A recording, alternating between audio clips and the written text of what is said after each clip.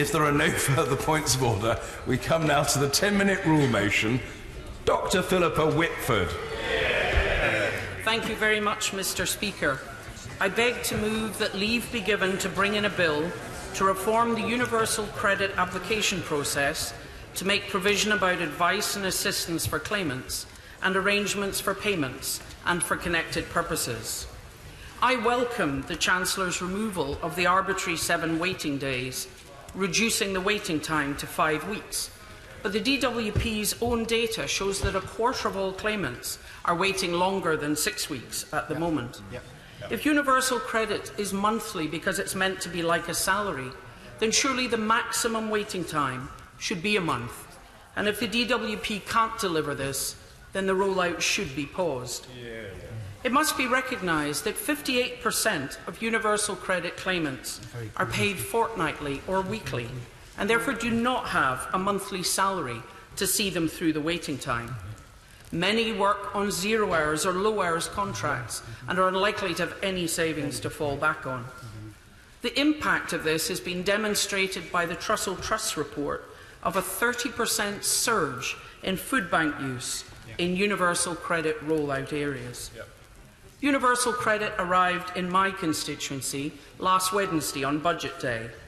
This means that many of my constituents will be facing week 5 and 6 on Christmas and New Year.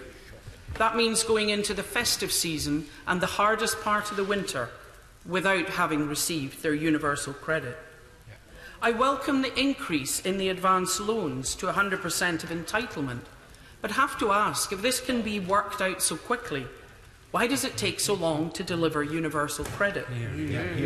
I welcome the fact that the payback has been stretched to a year, but it's important that claimants do not have to jump through hoops and that this is the routine time so that paying back advance loans does not generate further financial stress. This bill would propose that the Government follows the options that will be available from the Scottish Government in the form of twice monthly and direct landlord payments. Claimants shouldn't have to jump through hoops for these. They should simply be options to be chosen. The claimant can understand their own circumstance best. The bill is looking to solve some of the administrative problems, particularly the fact that the circumstances a claimant lives in are only taken account of on that one assessment day every month, and changes are applied to the entire month, regardless of how short a time they actually apply. So if a child left home the day before assessment day, it would be assumed they had not been there the whole month, and therefore their benefits would be reduced. The claimants complete their logbooks online. Computers have calculators, so how hard is it to work out what proportion of the month a change of circumstances apply to? Similarly, for self-employed people, they face a minimum income floor of over £1,100. If they earn more, their universal credit is reduced, but if they earn less, it is not increased.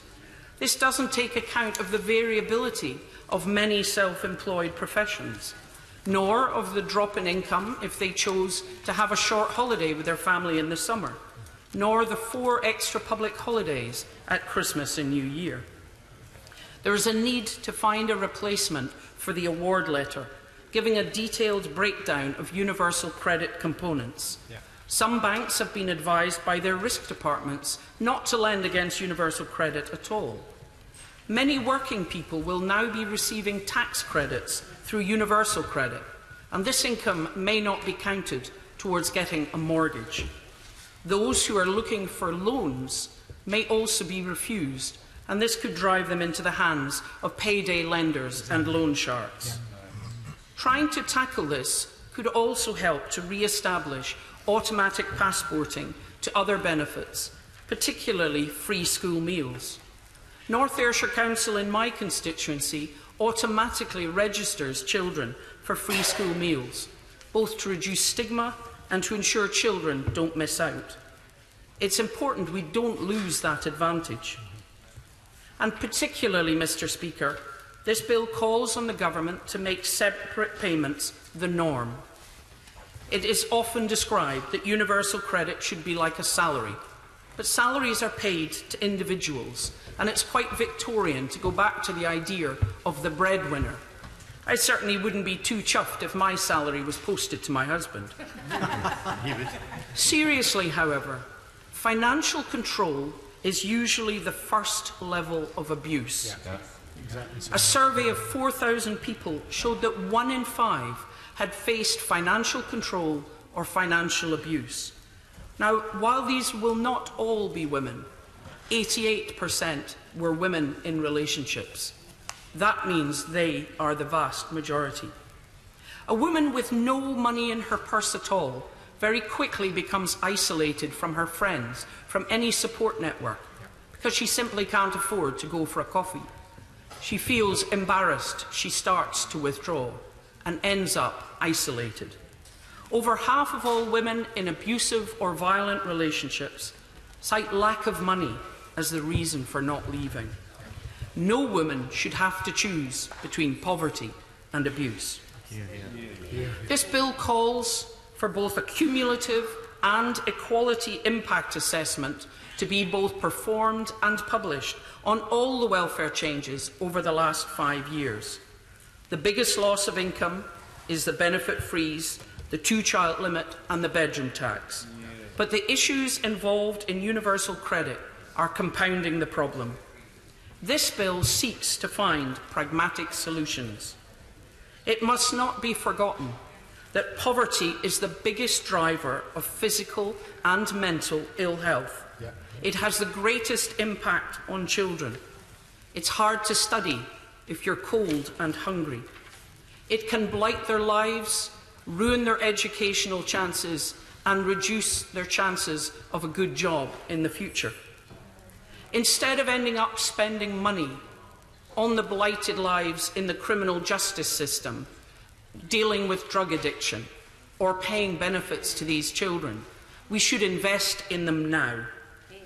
There was broad agreement on the policy of universal credit, but we need to fix the reality so that it becomes a flexible and supportive benefit that helps people back to work, but does not punish them for the situation they find themselves in. I call on the Minister to listen to the charities, to local authorities and to MPs right across this House. It's important that they recognise universal credit is flawed. They need to fix it now. The question is that the honourable member have leave to bring in the bill. As many as that opinion say aye. Aye. Of the contrary, no. The ayes have it. The ayes have it. Who will prepare and bring in the bill? Madam Deputy Speaker, Neil Gray, Drew Hendry, Kirsty Blackman, Chris Stevens, Alison Thewlis, Frank Field, Norman Lamb, Sarah Champion, Liz Saville-Roberts, Paula Sheriff, Lady Herman and myself. Dr. Philippa Whitford.